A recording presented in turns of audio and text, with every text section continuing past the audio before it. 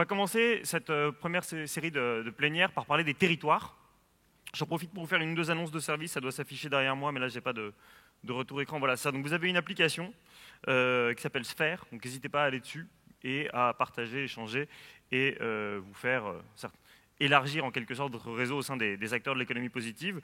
Et puis, pour ceux d'entre vous qui vont sur Insta ou sur Twitter, les deux hashtags consacrés sont PEF 2017 ou LH Forum 17.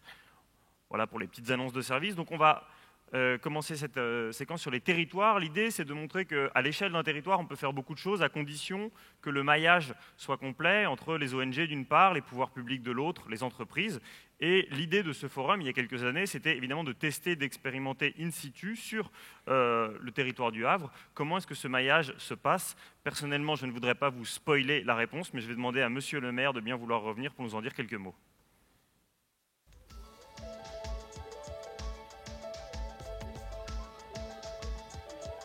Oui, rebonjour. Avec cette première conférence plénière, on entre cette fois-ci dans le vif du sujet.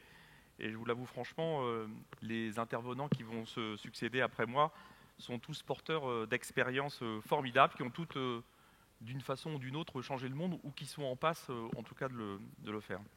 Il y a ici le représentant de Greenpeace, la représentante de Greenpeace, d'une organisation qui a énormément fait progresser la prise de conscience environnementale à l'échelle du monde. Un dirigeant de ce qui est sans doute une des plus grosses ONG mondiales, BRAC, qui a un véritable rôle politique et social à l'échelle d'un pays de 170 millions d'habitants. Un entrepreneur qui met le big data au service du plus grand nombre. Une autre plutôt qui promeut l'entrepreneuriat, c'est-à-dire l'innovation en particulier par les femmes au sein des entreprises. Et enfin, un exemple d'alliance entre un investisseur institutionnel et une grande entreprise au service de la mobilité et des transports. Et puis devant vous, il y a un maire, moi. Alors un maire, vous savez, c'est l'élu d'un territoire bien défini qui n'est pas du tout de dimension globale. Loin de là, la ville, c'est 175 000 habitants, l'agglomération, un peu plus de 240 000.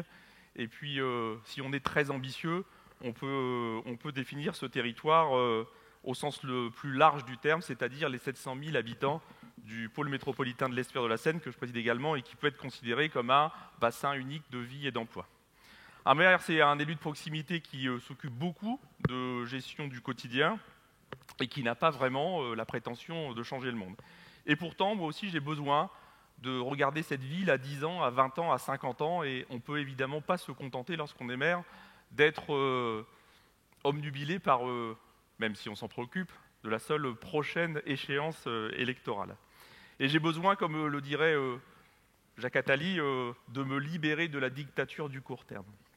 C'est-à-dire que je suis surtout là pour vous écouter et pour apprendre. On dit souvent que les hommes politiques ont réponse à tout. Comme vous voyez, je vais plutôt jouer le rôle du Candide aujourd'hui et essayer de faire progresser notre ville, faire progresser nos élus et faire progresser l'ensemble des acteurs du territoire.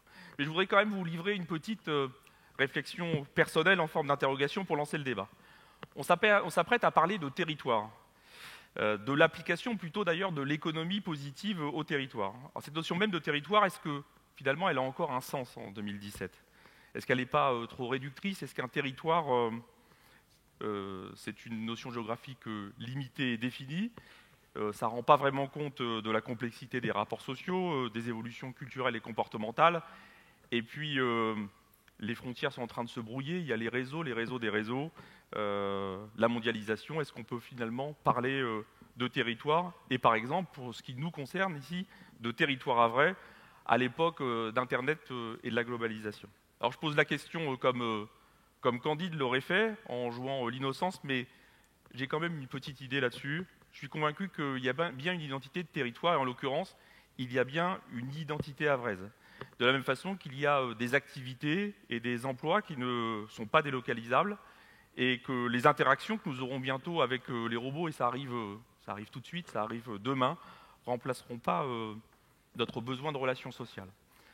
Les bonnes pratiques de l'économie positive, elles sont faites d'échanges, de collaboration, de travail en réseau, mais est-ce que ça peut s'articuler avec la notion de territoire et s'appliquer spécifiquement dans un territoire donné qui est par définition limité ?